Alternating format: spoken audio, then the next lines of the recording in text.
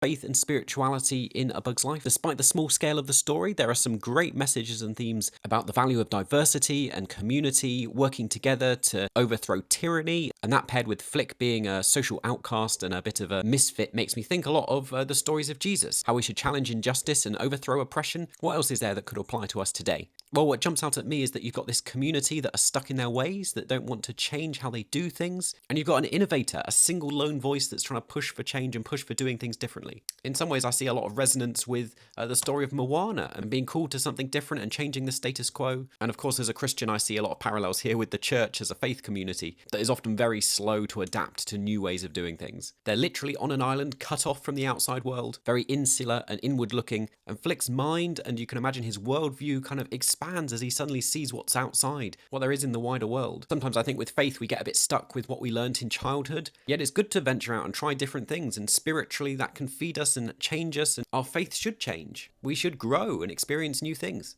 We don't have to stick with what we've always known or what we've always been told. But once again, I love in this story that it's the outcasts that have the most impact, that are able to bring about change, and such a message of potential. I love the quote in it about how everything that's made a tree is contained within a tiny seed. All it needs is some time and some rain and sun. Everything you need is already inside you. Like Heimlich, you too can be a beautiful butterfly. Faith doesn't have to be a colony of identical ants. We thrive in diversity and can believe different things. Maybe faith community should be more like the dysfunctional circus bugs. But I'd love to know what you think.